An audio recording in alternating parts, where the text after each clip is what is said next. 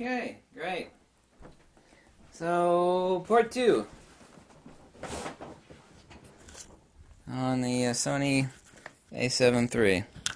I know a lot of people, of course you can see part 1 that I've already uploaded, think that I'm unfair to this camera, and I'm not. I mean, I've gone over it, I'm completely familiar with it. There are only 4 criteria by which a Sony fanboy or anybody else that's being logical or reasonable can say that this camera is praiseworthy, ignoring the fact that it's a poor ergonomic failure of an implementation by Sony. They can say that it has superior video functionality, superior battery life, superior dynamic range, and it has incredible eye autofocus. There's just no denying that it's a 24 megapixel sensor with huge eyeballs, 5.93 micrometer pixel pitch, and a backside illuminated sensor, so dynamic range on it. By the way, this lens absolutely sucks. It's 24-70, and I'm not the only person that has said that. This lens absolutely does suck. Not only that, it's expensive. I mean, realistically, is this camera worth $2,000? No, it's not. The other YouTuber that said, this Sony A7 III has less than half the visible noise at the same height, so that's an absolute lie. That's not the case. It's not the case at all. Here's something else, too, that's important. Now, these are complaints that people have made about this camera. I don't know if it's since been improved from firmware. People said this had a slow startup. I did not experience slow startup. It has a fast startup. So the complaint that I've heard from many others about this camera, I found to be invalid. Also, too, I tried to, with electronic shutter, to get this camera to band. I've seen other examples of it banding. I could not get this camera to band. If someone actually said, we're going to give you 12 of Sony's best lenses, but this camera will knock $700 off of it and give it to you for $1,300, the answer would still be no. I wouldn't buy it. Yeah, this camera is incredibly depressing to use. And the one thing that really shocked me most about this camera, and I do mean this not jokingly, even though I say it jokingly, I mean this very seriously, is that this camera really made me want to get on my knees and kiss Nikon and Fujifilm's ass right in the crack in praise, because this user interface and user experience on this camera was absolutely abysmal, just completely horrible, demonstrably horrible. For $2,000, you're getting a cheap and dirty made, and there's nothing wrong with the chassis on this. You know, unlike another YouTuber is talking about, you know, cheap and plasticky cameras on something that's even beefier than the prior XT2. There's, you know, this camera does not feel cheap and plastically. It does feel horrible, however, and it did wear the skin off the first knuckle of my middle finger there, and using it these past couple days. By the way, the EVF on this camera, really importantly, yeah, I really have to appreciate. One thing that also really did shock me on this is the EVF is just, it's horrible. It does not look anywhere near as good, and it is a lot smaller. Here's a rough hyperbole of what it's like looking through the view the screen on the Sony A7 III. It's like this, as opposed to the Fujifilm X-T2. Not literally, but I mean, the comparison is night and day. Not only how good the EVF looks, but the amount of eye relief I actually have with the Fujifilm over the EVF on the Sony A7 III. It's just a horrible camera. What really shocked me, you can buy the cheapest piece of crap, Nikon or Canon camera, and get a battery charger with it, but you don't with this thing? What the hell are you smoking, Sony? These doors I found really shocking. There's literally, like I said before, as a magic spot where you actually have to line this perfectly so you can actually slip. The cheapest piece of junk from Toys R Us, made in China, like a $10 toy, doesn't have doors worse than this. This is as worse as it gets. It cannot get any junkier or any worse than the 3 doors that are on the left-hand side of this camera. I don't mean that subjectively or in hyperbole. I mean that literally. These are absolute total crap. I want to hear from someone that has this camera after about 9 months about how many of these doors fell off. It's that bad.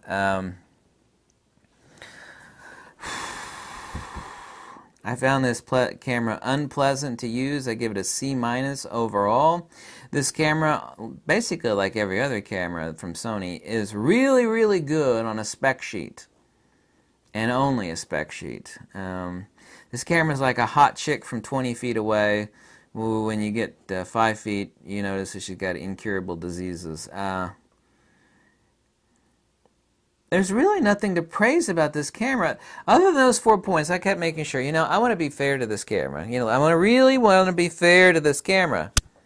I said, what is it that if someone has experience of Canon, Nikon, Fuji, and Sony, if they pick up this camera and price be damned, okay, and lens ecosystem be damned, and the fact that Sony has horrible service, by the way, ignore all that stuff. What is there to praise about this camera? It's like, wow, this is great. This is better than the other stuff. Video, battery life, dynamic range, and eye autofocus. That is it. There is nothing to praise about this camera other than those 4 points. Well, is that sufficient enough to buy this camera? That was a tough one to answer.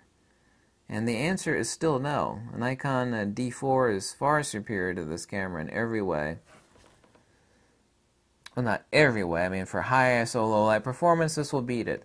Working photographers do not have that issue unless they're event photographers or wedding chapel photographers, that can't use a speed light or a strobe. Places where you can't use them, obviously so. And obviously so for video, not the case. Nikon D4 doesn't even have video. I don't care about video, and I make that no bone. I'm talking about strictly as a camera. Nikon D4 is infinitely better, superior camera for 2000. That's an old camera too.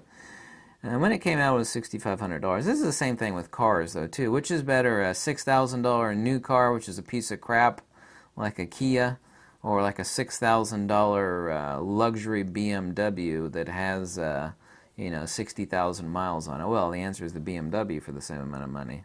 It's the same thing.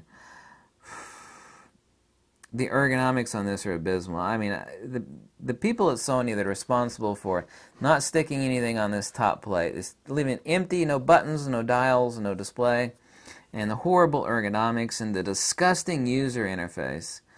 Those people at Sony that are responsible for that should be hung up by their fingernails and whipped. Not literally, okay, I don't mean that literally, chill the hell out. So I found a 4-point list of things to praise about this camera. And everything else about it, it just makes me want to claw my eyes out and stick my, using this camera was so unpleasant. I was really shocked that the focus peaking was so horrible. I was shocked that the EVF sucked. I was really shocked at the side doors. Shocked. I was really shocked, and I mean that seriously, at how sucky the touch screen on this is, and there is no pinch zoom in, zoom out on this camera. There isn't one. The focus peaking, by the way, is jumpy. When you actually go to use it, it jumps right in, and not in a good way. It's very inaccurate. The focus peaking on this camera is inaccurate, and it's all over the place. It's kind of like using a shotgun with a bent barrel. It's just not accurate. Yeah, Sony does have an AA filter on this, and that's not good. That didn't help it, combined with the fact that this G Master lens sucks. By the way, apparently I'm not the only person. There have been several other YouTubers that say this. Extremely expensive G Master 2470 is a piece of poo. I was not impressed on this camera at all. The 4 things that everybody said was great on it: the battery, dynamic range, video, and eye autofocus. All of that completely true. Everything about it's a poorly made, poorly implemented, horrific user experience interface, and it's nothing but an old Sony A7 chassis with a new main board and a new sensor. I know the EVF has been improved. I know why this camera is $2,000. Maybe people say, well, it's cheap. Cheap compared to what? Well, which would you rather buy? Well, that's a crop sensor camera there. It sure the hell is. This is 10 times the camera. Is that subjective when you say 10 times? Kind of it is, but it's a far superior camera user interface. Everything here has been designed perfectly for user interface. It's kind of like saying, well, this Sony camera, I mean, it's got it beat for video and dynamic range and for battery life and for eye autofocus, and it sure as hell does. And yet, this is still a superior camera. This is a Japanese-made flagship camera, made better, implemented better. Everything about it is just incredible. There's no perfect camera. I say everything. There's no perfect camera. I'm not saying it's a perfect camera either. The implementation and the thought process that went into every little thing and where the hell the layout was is so well done. On this, it's so horribly done.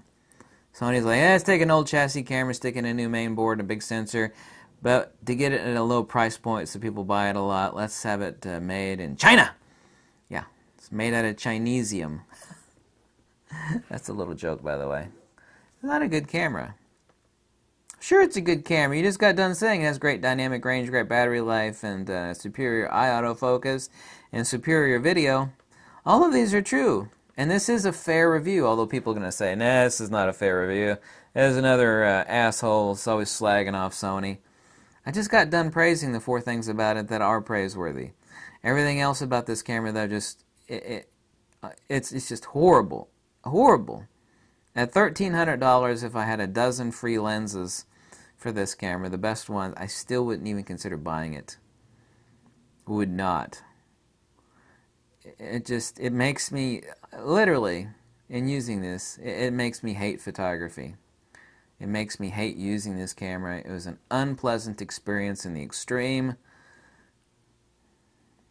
It was. This was an unpleasant experience using this camera. Well, that's subjective. That's your opinion. You're a Sony hater. No, this was an unpleasant experience using this camera. Sony hasn't got a clue. Well, it's the smallest camera and it's got a full-frame sensor. All of this is true. Yeah. I spent a lot of time with this camera. I am completely familiar with it. I even set all my custom menus.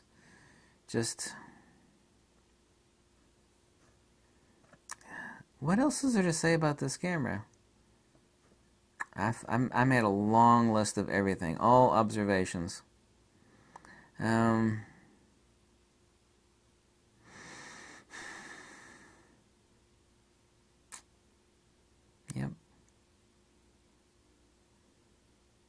Sony should be ashamed of themselves for the implementation of this camera so far as the user experience.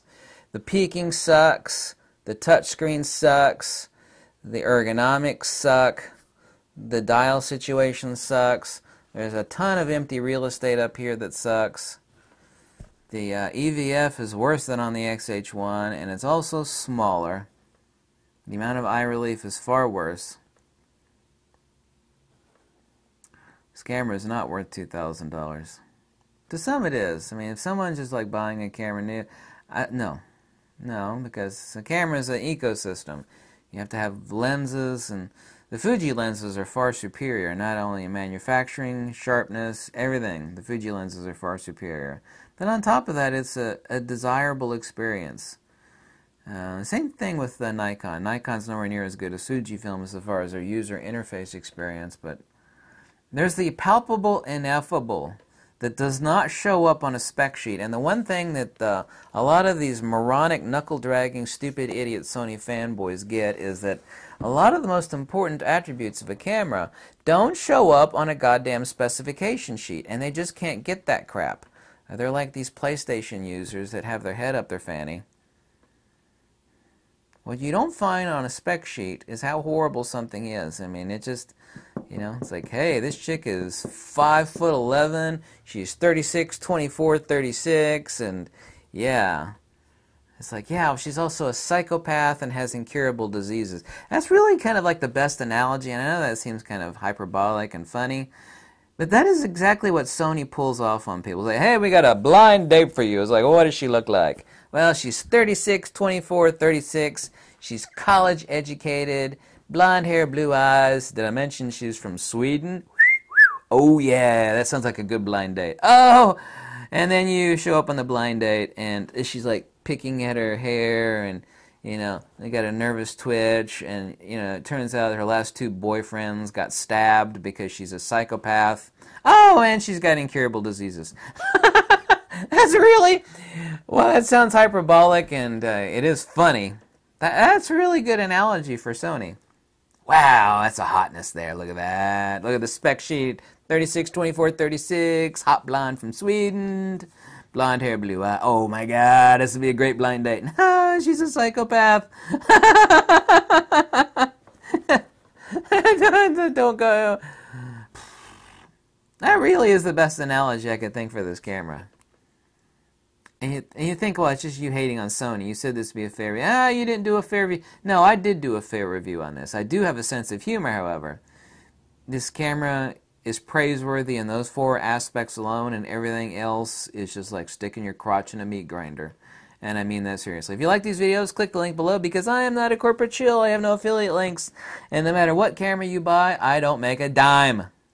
Thank you so much for watching. Have a nice day. Bye. Mic drop. Boom.